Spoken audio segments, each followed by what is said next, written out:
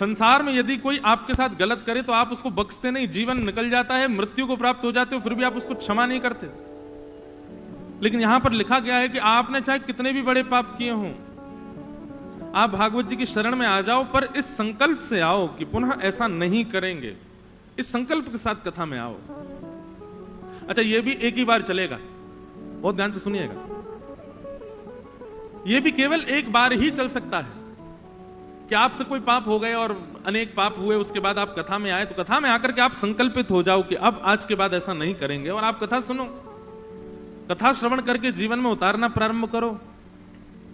श्रीमद् भागवत जी आपको पवित्र बना देगी। लेकिन यदि कथा श्रवण के पश्चात आपने पुनश्च कोई पाप किया, यहां एक तो आपने संकल्पबद्ध होकर के कथा सुनी कि हम पाप नहीं करेंगे, आप हमको पवित्र करो, आपने कथा सुनी और कथा सुन के आप पवित्र हो गए, लेकिन उसके बाद यदि आपने पाप किया या वो दूषित कृत्य किया जो आप पहले से करते आए हैं, तो श्रीमद् भागवत जी उसका तो दंड देंगे ही देंगी, पूर्व में जो किया है वह भी पुनः प्रकट कर देंगे। पूर्व के पाप जो नष्ट हुए हैं वो पुनश्च प्रकट हो जाएंगे।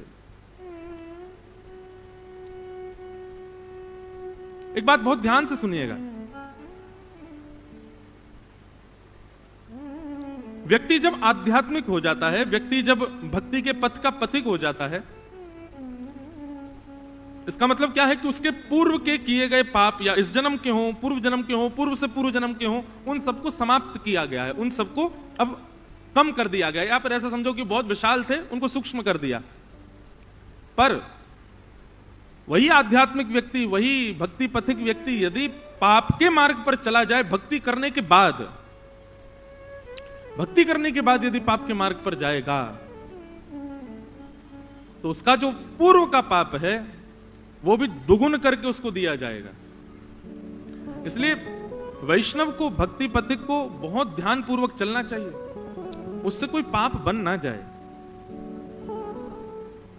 जो वैष्णव नहीं है, जो भक्ति पथिक नहीं है, वो पाप करते रहते हैं, उनके बढ़ते रहते हैं। तो इसका आप कहते हैं महाराज जी तो करते जा रहे हैं, इनके बढ़ते भी जा रहे हैं, इन पर कोई असर भी, आपको क्या पता असर क्या पड़ रहा है? ये जितनी योनियां दिखाई देती हैं, चींटी हो, कॉकरोच हो, ये सब वही लोग हैं जो पाप करते गए और कभी पुण्य, कभी भक्ति पथ को अपनाया नहीं, कभी भक्ति मार्ग को अपनाया नहीं, उसके बाद वो यही बन जाते हैं। इसलिए ये मानवा पाप कृतस्तु सर्वदा सदा दुराचार रता विमार्गगा क्रोधाग्नि दग्धा कुटिलस्य कामिनः सप्ताह यज्ञेन कलौ पुनन्ति। कथा एक प्रकार की गंगा है। जिस प्रकार आप हरिद्वार में जाकर के गंगा में गोते लगाते हैं, पाप मुक्त होते हैं, वैसे ही यहां पर भी होता है। ये भी पाप मुक्त करती है। इन्हीं में ठीक कर दो थोड़ा सा बस, और बहुत रफ है, थोड़ा सा ठीक कर दो बस।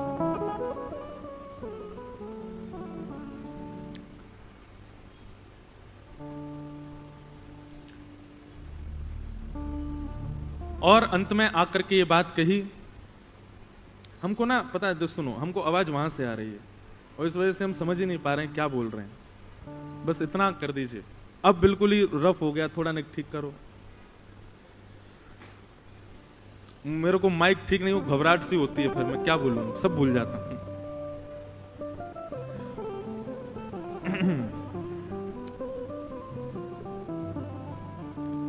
बोलो वृंदावन बिहारी लाल की जय। बस अब ऐसे ही रहने दो। कहां था?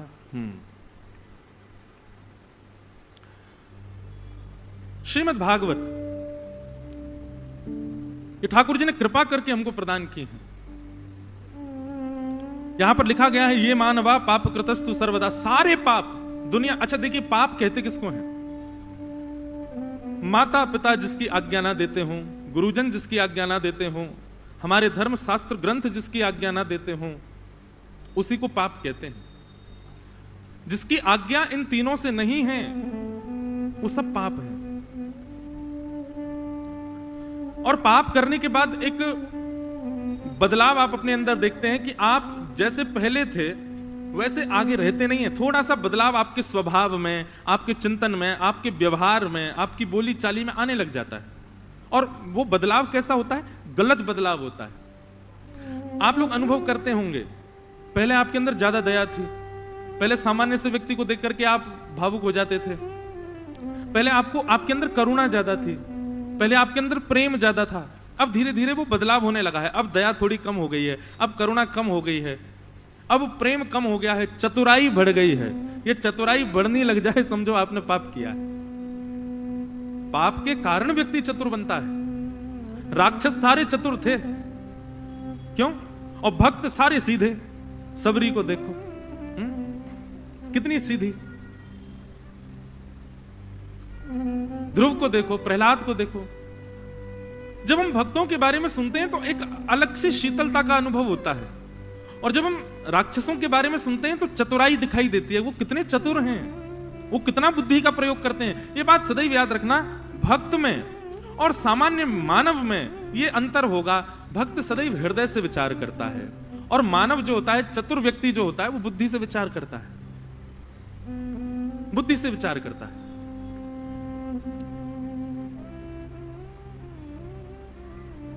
तो जब दिखे कि आप चतुर होने लग गए हो तो समझ जाना कि भाई अब छेड़ो नहीं, वो जैसा है वैसे ही रहने देना। दिखने लगे कि आप चतुर बन रहे हो तो समझो कि ये पाप का कारण। ये मानवा पाप कृतस्तु सर्वदा सदा दुराचार रता विमार्गगा। यहां पर लिखा है दुराचरण करने वाला व्यक्ति पापी होता है। कोई व्यक्ति गलत करता है और उसकी देखा देखी आप करने लग जाओ, उससे ज्यादा पाप आपको लगेगा। कोई गलत खाता है, कोई गलत पीता है, जिस प्रकार सिनेमा में दिखाने वाले जो एक्टर्स होते हैं वो कुछ भी करें और वही देख करके आपके मन में भाव मैं भी ऐसा ही करूंगा, उसको पाप नहीं लगेगा, आपको ज्यादा पाप लगेगा। आप क्यों प्रभावित हुए उससे? किसी गलत को देख करके प्रभावित होकर के आप करने लग जाओगे तो आपको दुगना पाप लगेगा। दुराचरा यहां पर लिखा हुआ है, सदा दुराचार रता। दुराचार रता मतलब दुराचरण करने वाला। और विमार्गगा, दूसरा पाप का कारण बताया विमार्ग। विमार्ग मतलब सही मार्ग को छोड़ करके, सही रास्ते को छोड़ करके, सही स्थान को छोड़ करके गलत मार्ग, गलत रास्ता, गलत स्थान को चुनता हो, ऐसे व्यक्ति को भी पाप लगता है। सही चल रहा था जीवन, सब कुछ व्यवस्थित था, पिता माता परदादा दादा आदि उन्होंने सब कुछ व्यवस्थित किया था, पर नहीं, दूषित मार्ग अपना लिया, गलत मार्ग अपना लिया, पाप लगता है। विमार्गगा। तीसरा बताया क्रोधाग्नि दग्धा, भयंकर क्रोध जिसको आता है। अच्छा एक बात बताएं, शास्त्र आज्ञा करते हैं भयंकर क्रोध कामी पुरुष का लक्षण है। जिसके अंदर बहुत क्रोध है, और क्रोध भी कैसा? क्रोध भी दो प्रकार का होता है। एक क्रोध तो होता है वो किसी के सुधार के लिए आप कर रहे हो, जैसे कि मां करती है, गुरु करता है, पिता करता है, हमारे आचार्य करते हैं। वो उनका क्रोध कैसा होता है? वो सुधार के लिए है। किसी को सुधार के लिए किया गया क्रोध, किसी को समझाने के लिए किया गया क्रोध, किसी को बताने के लिए, संभालने के लिए किया गया क्रोध, उसमें दोष नहीं है। क्रोध किस लिए? मेरे साथ ऐसा कैसे कर दिया, ये क्रोध। इसने मेरी बात मानी क्यों नहीं, ये क्रोध। वो मुझसे अच्छा कैसे हो गया, ये क्रोध। ये सब पापजन्य है। और पापजन्य क्रोध जब बहुत ज्यादा आपके चित्त में आ जाता है ना, तो ये बात का लक्षण आप समझ लीजिए। शास्त्र आज्ञा करते हैं कि व्यक्ति अपने क्रोध करके अपनी पहचान बता देता है कि मैं कामी भी हूं, क्योंकि कामी को ही क्रोध आता है। बहुत ध्यान से सुनिए सब लोग, इधर देखो, आपको तो हमारी आवाज आ रही ना। देखो श्रोता को कैसे बैठना चाहिए कथा में। जैसे वक्ता कथा सुनाता है वैसे श्रोता को सुनना चाहिए, ध्यान पूर्वक, उन्हीं की ओर देखता हुआ, एक आसन में बैठ करके पूरा ध्यान केंद्रित करके।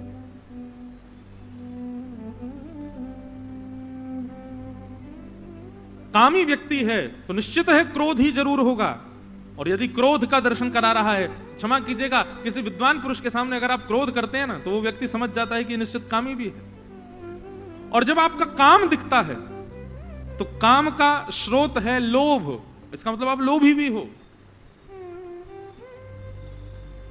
गीता में एक श्लोक है, भगवान कृष्ण, वो जुड़वा श्लोक हैं, दो श्लोक एक साथ ही बोलते हैं। ध्यायतो विषयाम पुंसः संगस्तेषु उपजायते संजात संजायते कामः, कामात् क्रोधो विजायते, क्रोधात् भवति सम्मोहात्, सम्मोहात् स्मृति विभ्रम, स्मृति भ्रंशात् बुद्धिनाशो, बुद्धिनाशात् प्रणश्यति।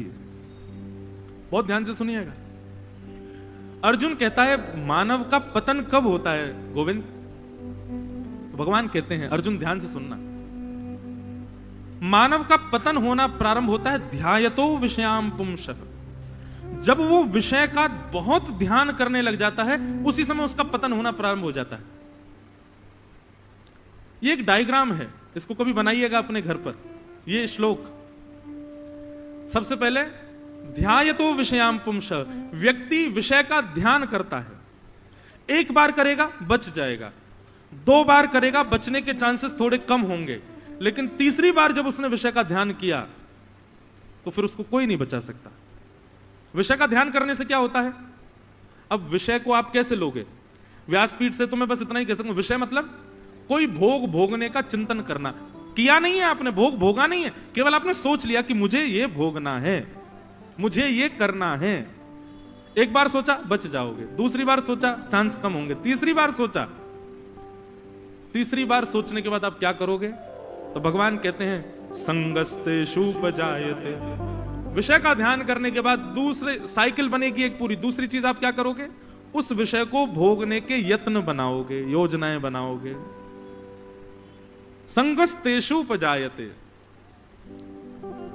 आप उसका संग करने का प्रयास करोगे, उसको भोगने का प्रयास करो। ध्यायतो विषयाम पुंसः संगस्तेषु उपजायते, संजात संजायते कामः, संग से क्या होता है? बोले काम उत्पन्न होगा। आप जैसे ही उस विषय को भोग लोगे, विषय का भोग करते ही आपके चित्त में सूक्ष्म काम प्रकट हो जाएगा। संगात संजायते कामः, और जैसे ही काम चित्त में आएगा तो काम किसको जन्म देगा? तो सबसे पहले विषय का ध्यान, उसके बाद उसका भोगने की स्थिति, और जैसे ही भोग लोगे तो भोगते ही काम उत्पन्न होगा। काम उत्पन्न होते ही आपके अंदर क्या आएगा? बोले कामात् क्रोधो विजायते, काम से क्रोध उत्पन्न होता है। काम से ही क्रोध आता है, बिना काम के क्रोध नहीं आ सकता है। छोटे से बच्चे को देखो कभी, उसका क्रोध कैसा होता है? क्षणिक होता है। और क्षणिक नहीं भी, अगर बहुत क्रोध आ भी रहा है तो बहुत सामान्य सी चीज पर वो खुश हो जाएगा। कामात् क्रोधो विजायते, जो क्रोध किसी भी प्रकार से कम ना होता हो, बना रहता हो, समझ लेना वो काम से ही प्रकट हुआ है।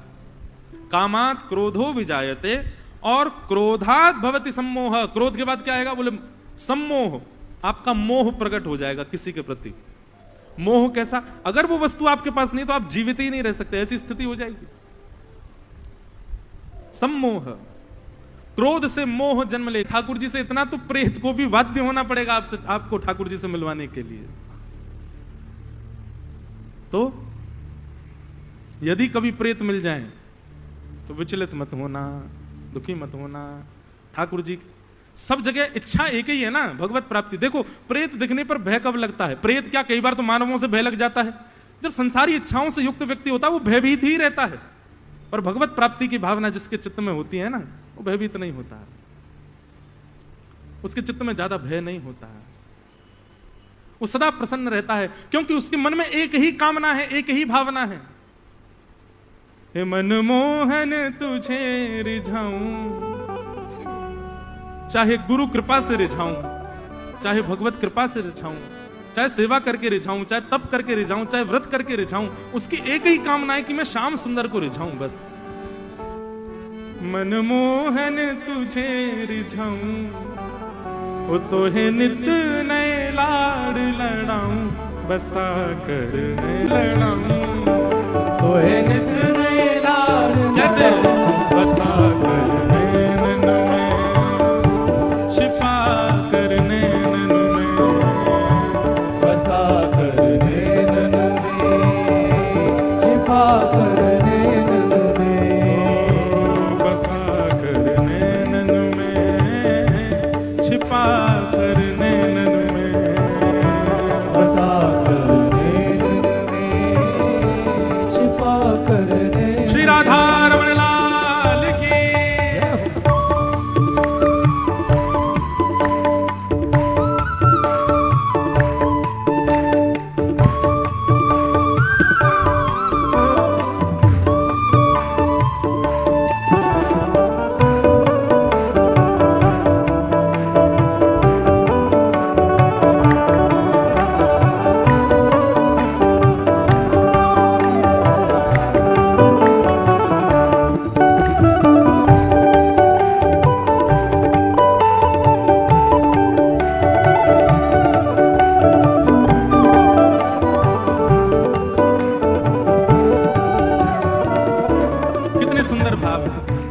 ठाकुर जी, हम आपकी सेवा करें, चाहे जैसे भी करें।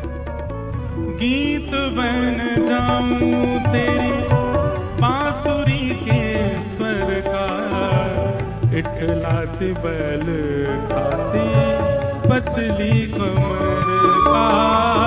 गीत बन जाऊं तेरी बांसुरी के स्वर का, इठलाती बैल खाती पतली कमर का। गीत बन जाऊं तेरी बांसुरी के स्वर का, इठलाती बैल खाती पतली कमर। पीला पटका बन जाऊं, ओ पीला पटका बन जाऊं, पीला पटका बन जाऊं, ओ पीला पटका बन जाऊं। बसा कर नैनन में, छिपा कर नैनन में, बसा कर नैनन में, छिपा कर नैनन में। बसा कर नैनन में, छिपा कर नैनन में। बसा कर नैनन में, छिपा कर आओ नैनन में। हे मनमोहन तुझे रिझाऊं, ओ मनमोहन तुझे रिझाऊं, ओ तोहे नित्य नए लाड लड़ाऊं, तोहे नित नए लाड लड़ाऊं। बसा कर नैनन में, छिपा कर नैनन में। बसा कर नैनन में, छिपा कर नैनन में।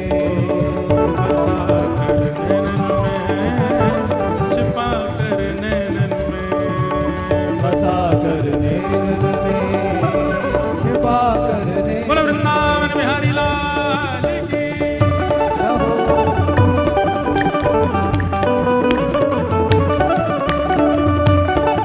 राधिका किशोरी संग रमण तुम्हारा, मुझको दिखा दो कभी ऐसा नजारा।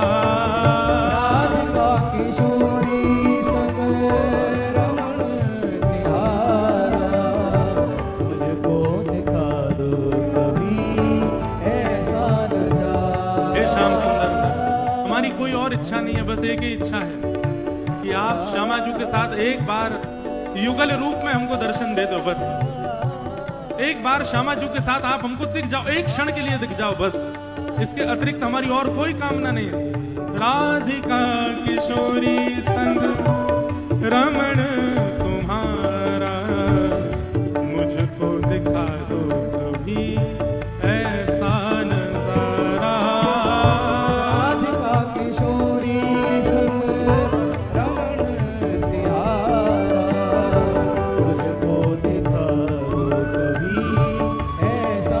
और फिर चाहे मैं मर जाऊं, फिर चाहे मैं मर जाऊं, फिर चाहे मैं मर जाऊं, फिर चाहे मैं मर जाऊं। बसा कर नैनन में, छिपा कर नैनन में।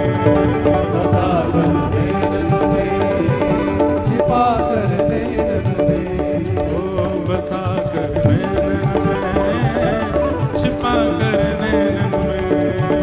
बसा कर नैनन में, छिपा कर नैनन में। हे मनमोहन तुझे रिझाऊं, मनमोहन तुझे रिझाऊं, वो तो है नित नए लाड लड़ाऊं, ओ तोहे नित नए लाड लड़ाऊं। बसा कर नैनन में, छिपा कर नैनन में। बसा कर नैनन में, छिपा कर नैनन में। बसा कर नैनन में, छिपा कर नैनन में। बसा कर नैनन में, छिपा कर नैनन में। बसा कर नैनन में, छिपा कर नैनन में। बसा कर नैनन में, छिपा कर नैनन में। श्री राधा रमण लाल की जय। तो जिसके चित्त में वास्तविक ठाकुर जी से मिलने की कामना है, वो प्रेत को भी नहीं छोड़ेगा। वो प्रेत से भी यही पूछेगा ठाकुर जी कैसे मिलेंगे। और संसार की कामनाओं से युक्त व्यक्ति तो सामान्य मानव से भी डर जाएगा, तो प्रेत से क्यों नहीं डरेगा?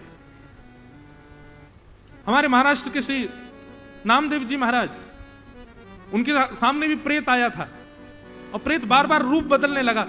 नामदेव जी महाराज ने तो ठाकुर जी कहकर के उनको प्रणाम कर लिया, बोले कि आप प्रेत नहीं हो, आप ठाकुर जी हो।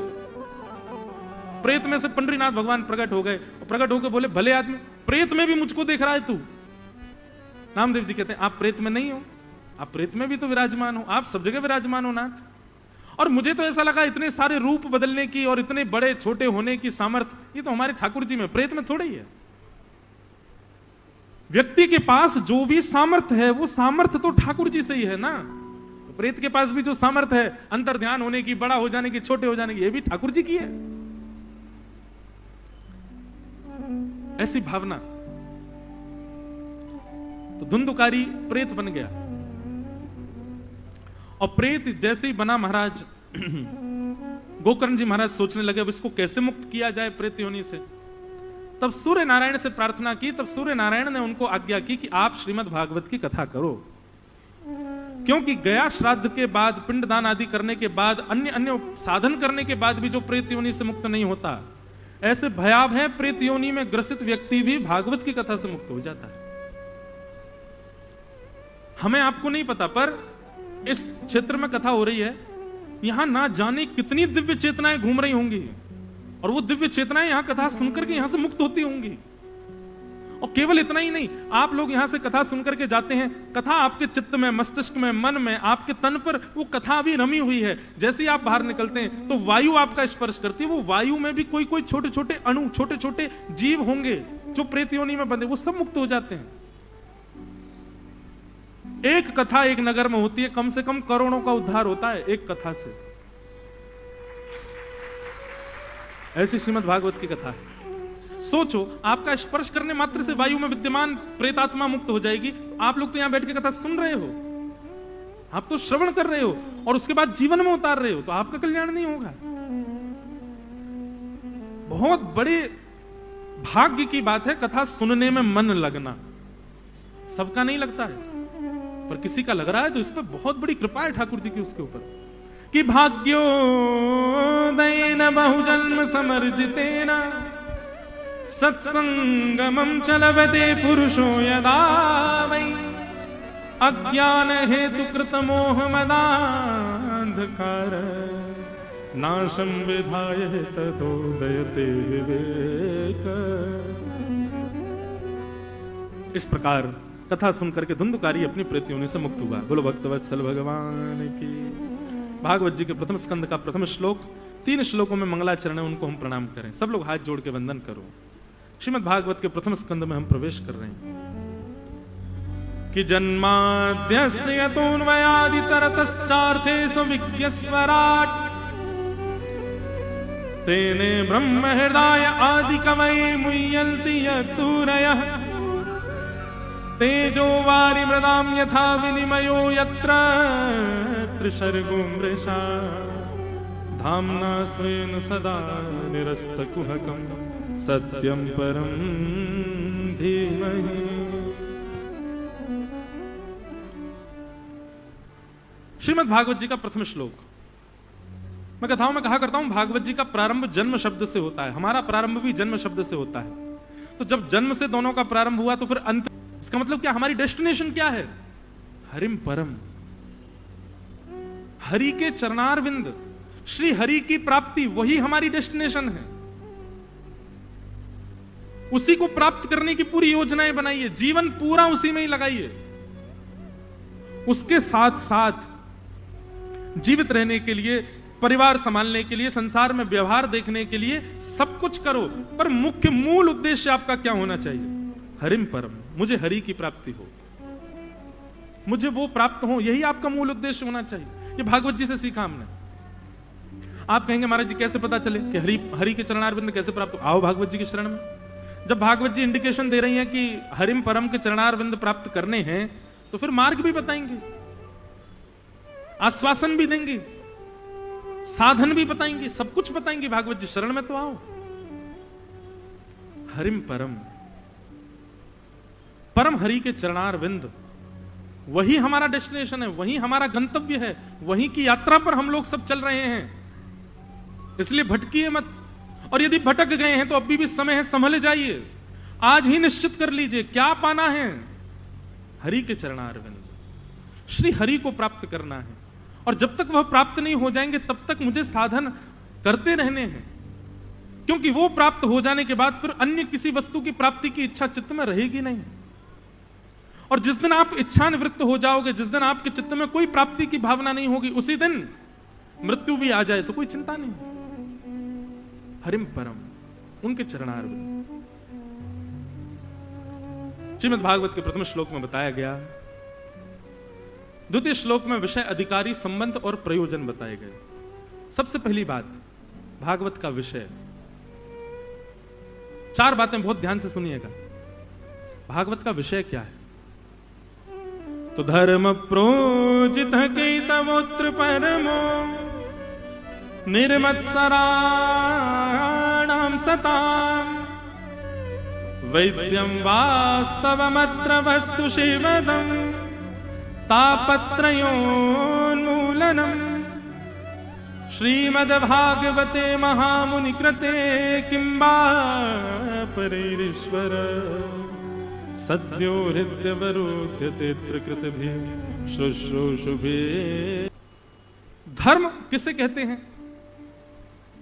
अपने परिवार के लिए जो आप कर रहे हैं, अपने लिए जो आप कर रहे हैं, इस संसार में रहने के लिए, मान प्रतिष्ठा यश वैभव प्राप्ति के लिए जो सत्कर्म आप कर रहे हैं, वो सब धर्म कहलाते हैं। ये सब धर्म के अंदर, आप व्यापार करते हो, ये धर्म है। आप जॉब करते हो, वो धर्म है। आप बिजनेस करते हैं, वो धर्म है। आप अपने लिए जो कुछ भी कर रहे हो इस संसार में, सतपूर्वक, निष्ठापूर्वक, बिना किसी घपलेबाजी के, वो सब धर्म है। पर परम धर्म क्या है? इस संसार के लिए जो जो आपने किया, इस संसार में शुद्धता, पवित्रता आपके जीवन में बनी रहे, उसके लिए जो आपने किया, वो धर्म है। पर इस संसार से निवृत्त होने के बाद भगवत प्राप्ति के लिए जो आप करते हो, वो परम धर्म है। वो परम धर्म है। बताइए, कथा आप सुन रहे हैं, ये धर्म है कि परम धर्म है? क्या है? परम धर्म। क्यों? क्योंकि यहां आप ऐसी कोई क्रिया नहीं कर रहे जिससे आपका संसार सुधरेगा। हाँ, वो बात अलग है, बीच बीच में हम वो बातें भी बताते हैं जिससे जीवन में भी कैसे सुधरा जाए, वो बताया जाए। पर मूलतः श्रीमद् भागवत का विषय संसार सुधारने का नहीं है, परलोक सुधारने का है, और वही परम धर्म कहलाता है। जब आप आत्म कल्याण की भावना रखते हैं, अपने आत्मा को कल्याण के मार्ग पर ले जाने के लिए क्रियाएं करने लगते हैं, उसी को परम धर्म कहते हैं। और श्रीमद् भागवत की कथा सुनने से परम धर्म करने की इच्छाएं प्रकट होती, और ज्यादा परम धर्म के प्रति भाव प्रकट होता है। परम धर्म। दूसरी बात, भागवत का अधिकारी कौन है? तो कहते हैं निर्मत्सराणां सताम्। जिस व्यक्ति के जीवन में मात्सर्य दोष नहीं है, भागवत का अधिकारी वही है। कथा सुनकर के परम धर्म के मार्ग पर वही चल सकता है जिसके चित्त में मात्सर्य दोष नहीं होगा। मात्सर्य दोष किसको कहते हैं? किसी की सुंदरता को देख करके जलन होना, किसी की उपलब्धि को देख करके और महाराज परेशान हो जाना, किसी का बहुत सम्मान देख करके और उससे विचलित हो जाना, ये सब मात्सर्य दोष कहलाते हैं। मात्सर्य दोष का सीधा अर्थ ये होता है कि आप अपनी परेशानियों से परेशान नहीं हैं, दूसरे की प्रसन्नता से परेशान हैं। ये मात्सर्य दोष है। क्षमा कीजिएगा बंधुओं, आप कितना भी जप कर लो, कितना भी नियम कर लो, कितना भी तप कर लो, व्रत कर लो, अनुष्ठान कर लो, लेकिन मात्सर्य दोष यदि आपके चित्त में बना हुआ है, आप मात्सर्य दोष से निवृत्त नहीं हो पाए हो, तो अभी समझना कि ठाकुर जी आपसे कोसों किलोमीटरों दूर हैं, मिलने की अभी कोई दूर दूर तक गुंजाइश नहीं है। मात्सर्य व्यक्ति हरिप्रिय नहीं हो सकता, ठाकुर जी का प्रिय नहीं हो सकता। इसलिए सबसे पहले किस पर काम करना है? मात्सर्य दोष को निकालो। कामी, क्रोध, लोभ, मोह, ईर्ष्या, द्वेष, इन सब के सिम्टम्स हैं जो हमको बाहर दिखने लगते हैं। जैसे कोविड के सिम्टम्स थे खांसी होना, जुकाम, ऐसे ही अत्यंत संसारी व्यक्ति का लक्षण अत्यंत संसार जन्य व्यक्ति का लक्षण, उसके सिम्टम्स सबसे पहला यही दिखाई देता है कि वो मात्सर्य दोष से युक्त होता है। उसके अंदर ईर्ष्या की भावना बहुत ज्यादा होती है। ब्रजवासियों के घर की मधुकरी मांग करके खावे। जैसे ही मांगने के लिए जाएगा तो मांगने के लिए आगे हाथ बढ़ाते ही वो दीन हो जाएगा। दीन होते ही मात्सर्य दोष खत्म होगा। व्यक्ति के अंदर मात्सर्य कब होता है? जब वो दीन नहीं बनता, जब वो सरल नहीं बनता, जब वो सहज नहीं होता, जब वो झुकना नहीं जानता, तब मात्सर्य दोष आता है। और श्रीमद् भागवत का अधिकारी नहीं है वो जिसके अंदर मात्सर्य दोष हो। मैं तो कथाओं में कहा करता हूं, एक प्रैक्टिकल किया करो। आपको किसको देख करके ईर्ष्या होती है, आज उसका नाम लिखो कथा के बाद, और नाम लिख करके उसको अपनी पॉकेट में रखो।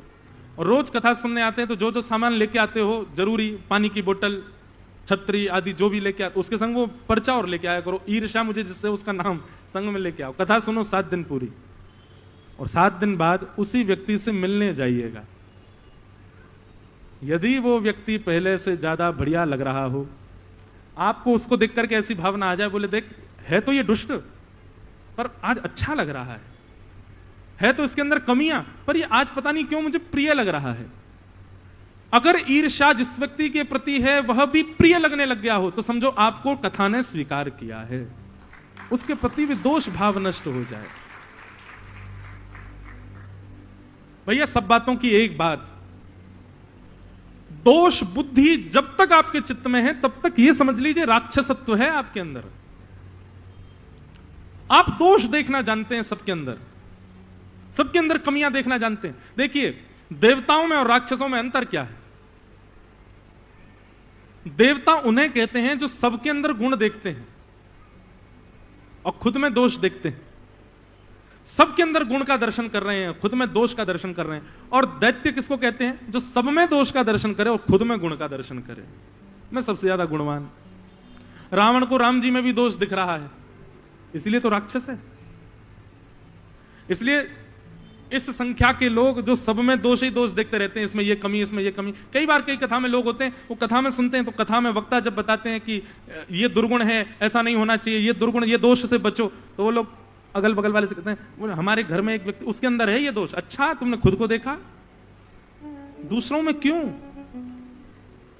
दोष सदा अपने अंदर देखो। सही बताऊं तो बंधुओं, ऐसी अपनी दृष्टि कर लो, सब गुणवान हैं, मैं ही एक अयोग्य हूं। बस जिस दिन आपके अंदर यह गुण आ गया ना कि मैं ही दुर्गुण युक्त हूं, मैं ही अयोग्य हूं, सब गुणवान हैं, ये बुद्धि आते ही आपके अंदर के मात्सर्य दोष खत्म हो जाएगा। सबके अंदर गुण देखो, सबके अंदर अच्छाइयों का दर्शन करो। अत्यंत उपेक्षित व्यक्ति को भी श्रेष्ठ मानो, सब में गुण का दर्शन। दोष दर्शन करने वाला व्यक्ति वो भागवत का अधिकारी नहीं है। निर्मत्सराणाम सताम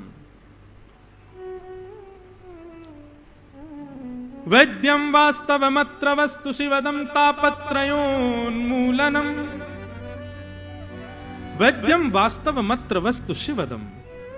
श्रीमद् भागवत की कथा क्या करती है? भागवत की कथा कराने के प्रयोजन, सुनने के प्रयोजन बहुत सारे हैं। आप सारे प्रयोजनों को छोड़ो, एक प्रयोजन पकड़ो बस। भागवत कथा कराने का, सुनने का, करने का केवल और केवल एक ही प्रयोजन है। क्या? ठाकुर जी से आपका संबंध। भागवत जी ठाकुर जी से आपका संबंध करा देती है, ठाकुर जी को आपका बना देती है। इसके अलावा भागवत आप अन्य अन्य साधनों से यदि सुन रहे हैं तो बहुत गलत कर रहे हैं। कथा केवल एक कार्य करेगी, यहां केवल एक भावना से बैठिए कि ठाकुर जी से मेरा कोई संबंध हो जाए, बस ठाकुर जी मेरे कुछ हो जाए, मेरा कोई नाता ना ठाकुर जी से हो जाए। इस भावना से आप कथा सुनो, आप 7वें दिन देखेंगे ठाकुर जी आपको अपने ही किसी संबंधी के रूप में दिखाई देने लग जाएंगे। और केवल संबंध कराने का काम भागवत जी नहीं करती हैं। आप कहो कि महाराज जी संबंध तो करा दिया, लेकिन ना कभी मिलना ना कभी जुलना, ऐसे क्या संबंधी जो कभी मिले ही ना? नहीं, स्पष्ट लिखा है शिवदम। श्रीमद् भागवत को कृष्ण संबंध हो, इस भावना से यदि कोई सुनेगा तो श्रीमद् भागवत जी पूरी जिम्मेवारी लेती हैं कि उसका कृष्ण से संबंध हो और उनका मिलाप भी हो। शिवदम, कल्याणकारी संबंध कराती हैं भागवत जी ठाकुर जी से। इसलिए हमारी प्रार्थना भैया, कथा भागवत ये कभी भी अन्य संसारी कामनाओं से मत सुनिए। इसके पीछे केवल एक ही उद्देश्य रखिए, कृष्ण प्राप्ति करम सस्वत, कृष्ण दर्शन लालसा। केवल ठाकुर जी के दर्शन की लालसा से कथा सुनो। यहां पर जो गुण बताए जा रहे हैं मानव को जीवन में लाने के लिए, वह गुण भी इसलिए लाने हैं ताकि उन गुणों से ठाकुर जी की प्राप्ति हो। जिन दोषों को त्यागने की बात की जा रही है, वह भी इसलिए की जा रही है कि उन दोषों को त्याग करके हम ठाकुर जी की प्राप्ति करें। यहां पर उद्देश्य केवल और केवल भगवत प्राप्ति रखो, उसके अतिरिक्त कोई कामना मत रखिए भागवत जी के प्रति। आपका व्यापार अच्छा चलने लग जाए इसलिए कथा करा रहे हैं तो आप गलत कर रहे हो। आपके घर में सुख समृद्धि हो जाए इसलिए आप कथा करा रहे हो तो आप गलत कर रहे हो। आप अपने पूर्वजों की शांति, पितरों की शांति के लिए कथा करा रहे हो, उससे होती ही है, केवल उसी प्रयोजन से कथा नहीं करानी चाहिए। कथा तो केवल एक, केवल हम श्याम सुंदर के हो जाएं और श्याम सुंदर, और आप श्याम सुंदर के हो गए हो। इतना बड़ा भाव, इतनी बड़ी अपॉर्चुनिटी मिली कथा सुनने की, और उसके पीछे भी कामना हमने ज्ञान अर्जन की कर ली, उसके पीछे भी कामना हमने संसार के भोग विलासों की अर्जन की कर ली, उसके पीछे भी कामना हमने पुण्यों की कर ली। अरे भैया, दुनिया में जाकर के पुण्य करो, उन पुण्यों से सुख की कामना करो, पर कथा में सुनने से जो पुण्य मिलता है, इस पुण्य से तो केवल ठाकुर जी को मांगो। इस कथा के सुनने के बदले जो पुण्य मिला है, हे नाथ, उस पुण्य के बदले हमको श्याम सुंदर दे दो। इस कामना से कथा सुनो। स्पष्ट लिखा है, वैद्यम वास्तव मत्र वस्तु शिवदम। ठाकुर जी से संबंध कराने के लिए भागवत की कथा है। मीराबाई वो बाल्यकाल में कथा ही तो सुनती थी। जोशी जी मीराबाई के मेड़ता में जाते थे और नृत्य जाकर के कथा सुनाते थे। एक दिन छोटी सी मीराबाई, और जैसे व्यासपीठ से उतर रहे थे जोशी जी, तुरंत जाकर के मीराबाई उनसे कहती हैं, बोले जोशी जी मुझे एक प्रश्न करना है। जोशी जी बोले करो, क्या प्रश्न है तुम्हारा? तब मीराबाई कहती हैं, बोले आप जिनकी कथा सुनाते हो, आप जिनके मधुर भाव सुनाते हो, आप जिन कृष्ण की लीला कहते हो, आप जिनके बारे में बता रहे थे, वो मटकी से ऐसे माखन चुरा के खा जाते हैं, वो ऐसे गोपियों के घर घर जाते हैं, वो ऐसी यशोदा मैया की गोदी में सो जाते हैं, वो नक पर गिरिराज जी उठा लेते हैं, ये श्याम सुंदर हमको कब मिलेंगे? जोशी जी अपने किसी कार्य में व्यस्त थे, लेकिन छोटी सी मीरा के मुख से जब ये सुना कि जिन कृष्ण की आप लीला सुना रहे हो वो हमें कब मिलेंगे, ये भाव सुनते ही जोशी जी के नेत्र सजल हो गए। मैंने दुनिया में कथाएं की हैं, बड़े बड़े लोगों ने मेरी कथाएं सुनी हैं, दुनिया के लोगों ने अनेक प्रश्न किए हैं, पर एक नन्ही सी बालिका से इस प्रश्न की अपेक्षा तो नहीं थी मुझे। उस दिन जोशी जी ने मीराबाई के सिर पर हाथ फेर